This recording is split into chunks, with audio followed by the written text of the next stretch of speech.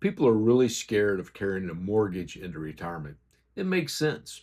It's a real fear. I mean, a lot of times it's a fixed income or near a fixed income, and you're worried about outliving your savings. Hi, I'm Scott Hamilton, certified financial planner. We're fee only and fiduciaries.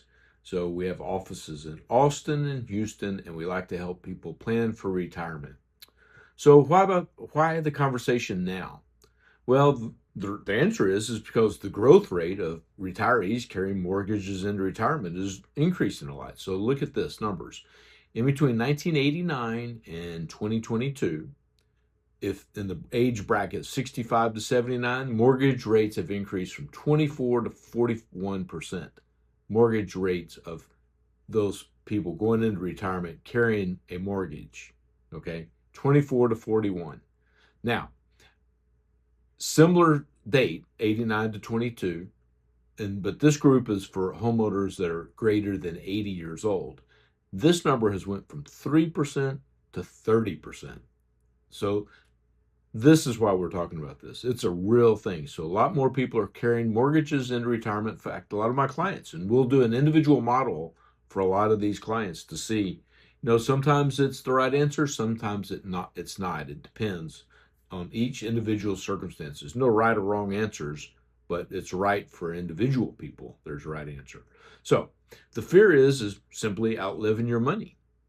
You're on a fixed income, and a lot of that fixed income just doesn't change. I mean, your pensions are fixed, and Social Security is going to go up with inflation, but your costs are going up. And that's a challenge. So that's the fear.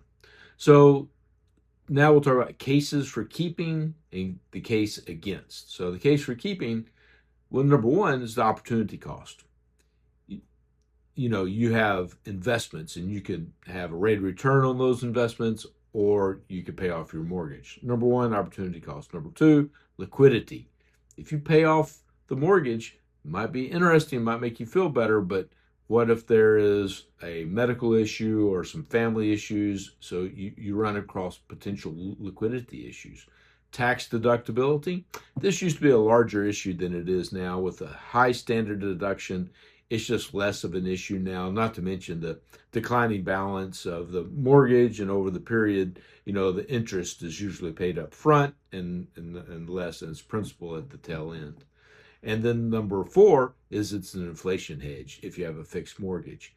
And this is a really powerful one. So if you were lucky enough to get a low mortgage rate, you got to weigh it pretty seriously about keeping it versus not.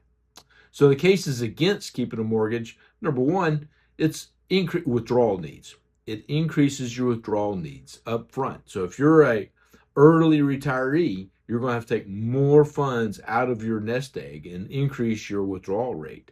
And what that does, it can impact the sequence of risk return. So if you're taking more funds out earlier in your retirement, and that leaves you at risk for a negative couple of years of market returns. And really where it starts hitting home is when you start worrying about it and losing sleep. If that's the case, then that's the subjective fears kind of overtake the objective opportunity, liquidity, tax deduction, inflation. So sometimes it's a subjective decision. I just don't feel right carrying a mortgage into it. So it's a lot of psychological impact. So it's a balance between subjective and objective. Like I said, there's no good or bad mortgages. It's just a mortgage, and everybody's different. There's no right or wrong answers. It's really managing your cash flow and your comfort level. And to do that, I would suggest building a financial model so you can see that, if we keep the mortgage, we're 100% fine. Or if we pay off the mortgage, we're fine, but we have a little sequence of risk return in the first couple of years that we're worried about. So there's ways you can manage this.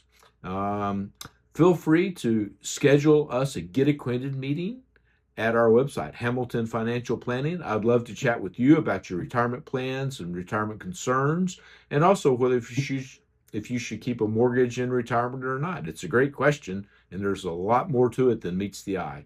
Thanks for taking the time to watch. Appreciate it.